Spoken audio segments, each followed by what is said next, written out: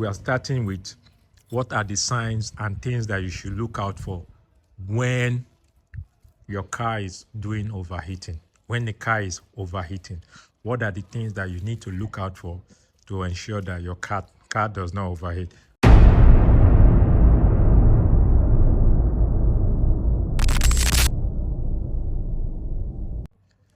Welcome back to my channel, guys. It's nice to have you all once again. You all know this is Tech Past, Now, and the Future.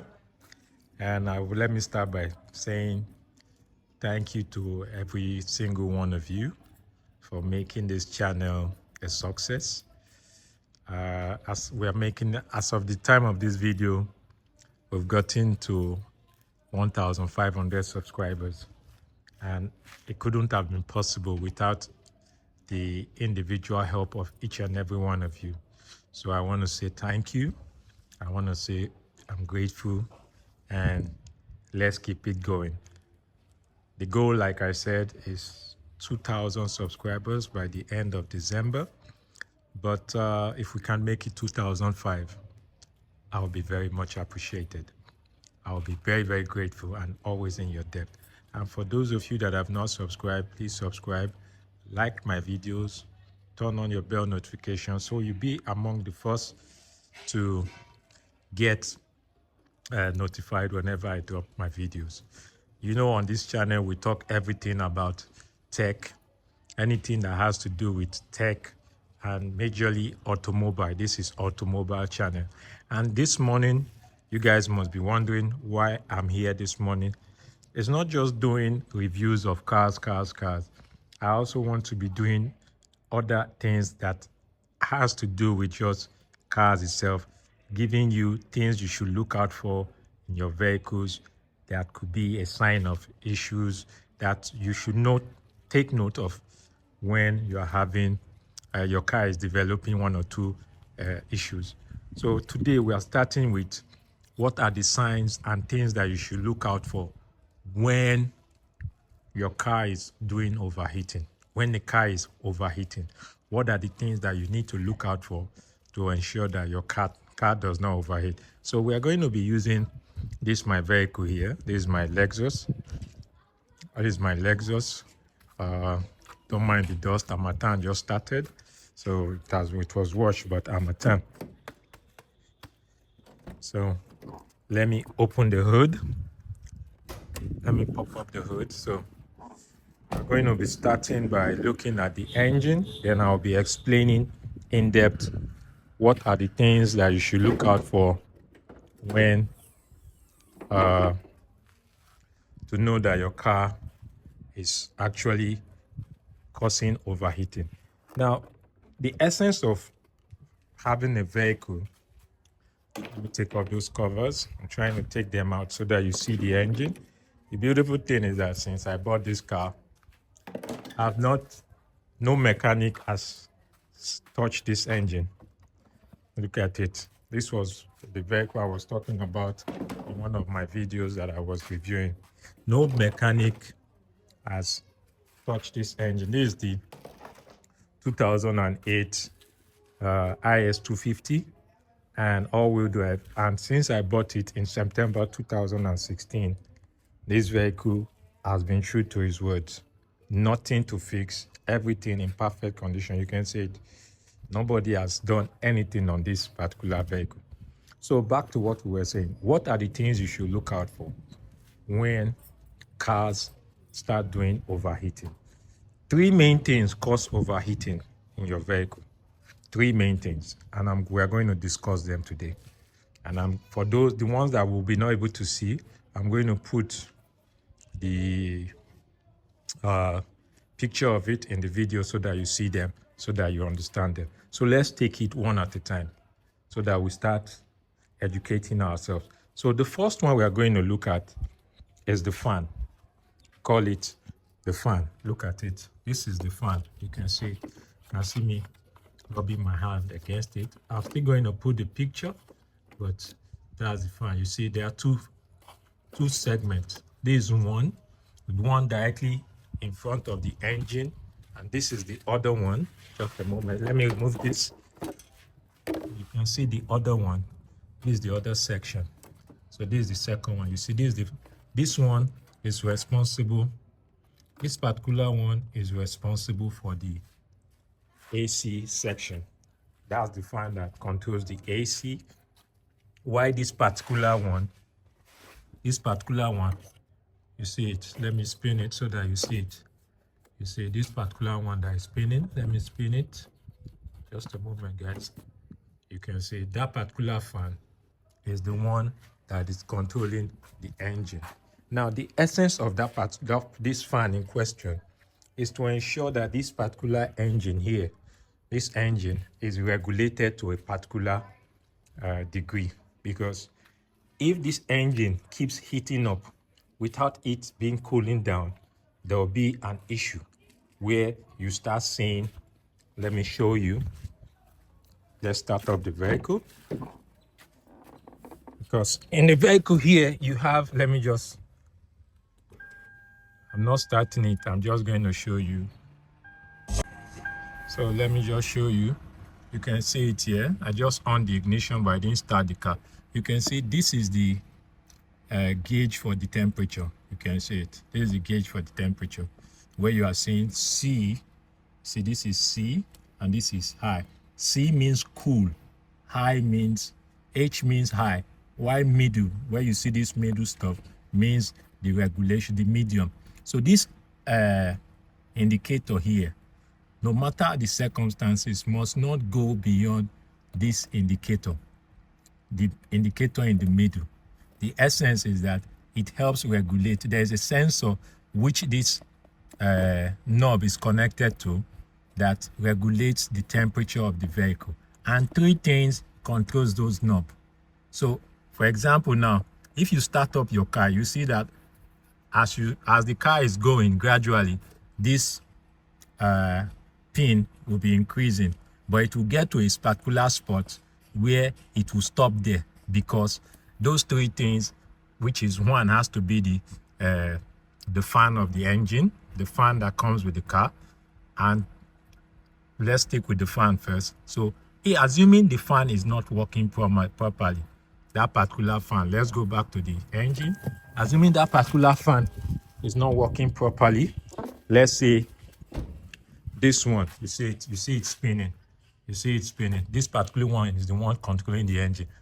Assuming this one is not working properly, then you will see that gauge start rising towards the H section. So take note, it's either the fan is not blowing well, because you see this mechanism. This is the mechanism that controls the fan. This mechanism also has a time span where it will now be reducing the capacity of the pressure that the fan blows. So take note, that mechanism sometimes, once it loses pressure, this fan will not be blowing to maximum capacity. So you could be seeing that your fan is blowing, but the gauge is still rising, as in going towards the high direction. So you need to check to ensure that this particular mechanism is okay. You need to call your rewire. This is a section for the rewire. When it comes to the fan, anything about fan, it has to do with the rewire, which is the electrical aspect. So the rewire is the one in charge. Though some mechanics do it, but it is always advisable you call a rewire to do that. So take note, or you could just sense that the fan itself is not blowing. And most times, if the fan is not blowing, the mechanism might be okay, but it could be one of the, just a moment, trying to open the, just a moment, guys. So, as I was saying, you see here, this is the fuse box. This fuse box is what is controlling the electrical section of the vehicle. So you could see sometimes the aspect of the fan, you see it is properly labeled here. You can see it. For those of you that don't know how to read it, you see here, you see it's stated clearly. You can see fuel pump. This is the aspect of the fuel pump, which is FPMP. You see, this is panel. This is this thing, and fan. You see it, FAN. This is fan. This is the section that is controlling the fan. So this is how it comes. It's like this. So where you see this fan here, you see it, this section here. So this is the fan, and the fan is here. So it could be that this fuse, has cut, or when I say cut, it has loose contact. It has divided into two. Let me see if I can show you. So this is a fuse, for example. You can see how the fuse is. You can see this is how the fuse comes. So inside here, if this fuse has loose contact, the fan will not work. So you need to also check to be sure that the fuse is in perfect condition. So the fuse is in perfect condition and everything is okay. So that is for the fan. So take note, once the fan is not blowing properly, you check the mechanism to be sure. So if the mechanism is bad, they will need to buy another one to replace it, because there is no way to fix the mechanism. But if it is not the mechanism, then it has to do with the fuse box. So you check the fuse box. Then number two is the water pump.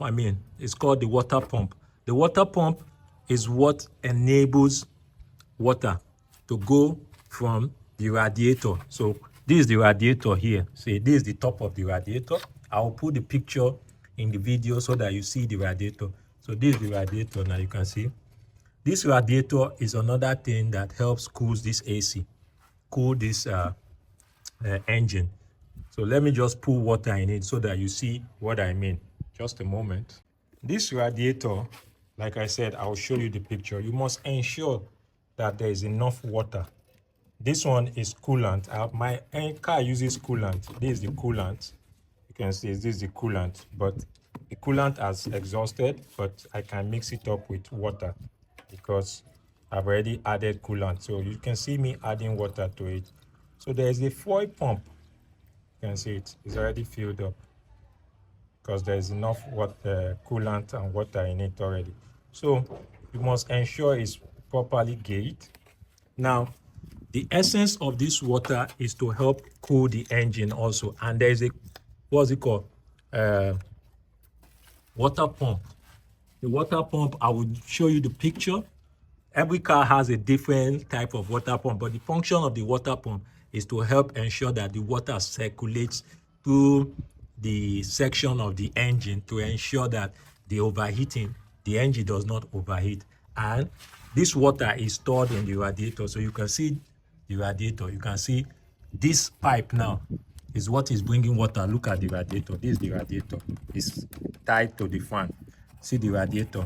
So this plastic, this thing here is tied to, but I'll put a picture so that you see radiator. The function is to ensure that the cells help cool the water that is going in, while the water pump ensures that the water circulates properly. So you have the radiator, which is here. This is the radiator. You have the fan and the water pump. And always ensure that when you are about to leave your house in the morning, always check that there is water or coolant in your in your radiator. So, and this is where you fill water for in your radiator to ensure that the car is properly okay. And how do you know that your water pump is bad? The water pump is hidden here. I cannot show you. It's hidden inside here. It's somewhere inside here. It's covered here. See it? This is the stuff that is covering the water pump. This one. The water pump is inside here. So that water pump, water goes through it, and it has like a machine that helps spins. It spins and help regulate the temperature of the AC of the engine. So you have the radiator. This is the radiator. This is the radiator. This is the radiator. You have the fan and the water pump. and the water pump. So if those three things are in perfect condition, always know that there is no likelihood of your engine doing overheating, because only three things affect the engine, which is the water pump, the radiator, and the fan of the engine of the vehicle. Every cars, these are the three functions that ensures that your engine remains in the perfect condition where it does not do overheating. Because if you do not uh, ensure that your car is in perfect condition, you will see that whilst you are driving, the car will start, the temperature will start rising, and you see that needle moving towards the H section, showing that your car is overheating. And before you know, you start seeing smoke coming out of the engine. So always take note. So when you wake up in the morning, like I said, check your radiator, that there is enough coolant or water in it. Then also ensure that you warm the car. You warm the car for at least 5 minutes. Not just enter the car and you just start and drive and go. No, you warm the car for at least 5 minutes to ensure that everything is in perfect condition. Then for the water pump, once the water pump is fading, you will notice over time it doesn't fade that often. After many years, you will see when you are, it will be making noise, as if it's making that humming noise. You'll be hearing a humming noise. That is the sound of a water pump actually losing its capacity to function. And what it simply means is that you will need to change it in the long run, or else if you do not, it will damage your engine. And this will be a good time for you to subscribe. For those of you that have not subscribed, like, share, because like I said, we do everything automobile. And today we are talking about what it curtails to ensure that you prevent overheating of your vehicle. And three things are the main things that causes overheating, which is your water pump. Like I said, you see the picture of the water pump. Irrespective of the vehicle, water pump, radiator, and the fan. So the radiator, you see this, I don't know if you can see it, but that's the condenser. That's for the AC. We'll talk about that one some other time. And this is what helps keeps your engine at bay, so that you don't have an issue going forward of overheating. And when you are driving your vehicle, please, irrespective of the fact that those three things are okay, always ensure that you keep your eyes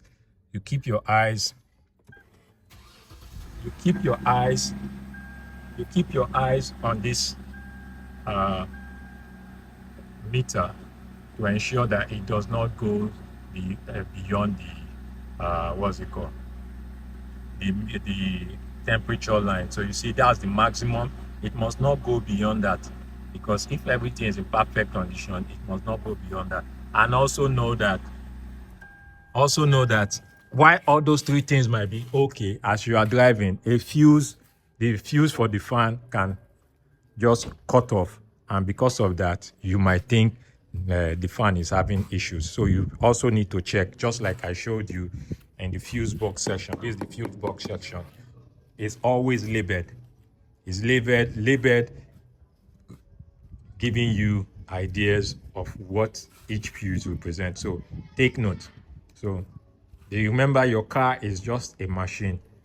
It's connected to the CPU, which is the brain of the machine, the brain of the vehicle, which is inside the vehicle. Some are inside, like this particular vehicle of mine is inside under the driver's seat.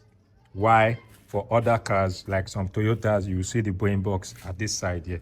But the essence is the electrical section of it is what is controlled by the CPU, which is the brain box, to communicate where there is an error coming from the vehicle. So I want to thank each and every one of you for tuning in. For those of you that have not subscribed, please subscribe. This is just another way of bringing knowledge to each and every one of us, that when it comes to issues affecting our vehicles, what are those issues and how to treat them. And for today's episode, we're talking about overheating. And those are the three things that causes overheating. So thank you once again for tuning in. Please, let's help we build this channel. We are just starting and we are going places. For those of you that have not subscribed, like I said, this is the perfect time. What are you waiting for? Let's keep building so that it will motivate me to do more and keep promoting this channel and giving you everything that has to do with automobile. This is my vehicle. Since I've had it, I've been ensuring everything is in perfect condition. No mechanic has touched my engine, and because I do the necessary things. So this is what I also want you to do so that you don't end up making the wrong investment in a particular vehicle. So thank you once again. Next week, I'll be bringing you another episode of issues we should look out for in our vehicle. So we'll be doing it once every week so that you have an idea of things to look out for. Thank you. Drop your comments concerning overheating. There anything you want me to talk on overheating or anything in general about the vehicle itself so that we could educate ourselves more. Stay blessed, stay safe, and until I see you all in my next video, bye-bye.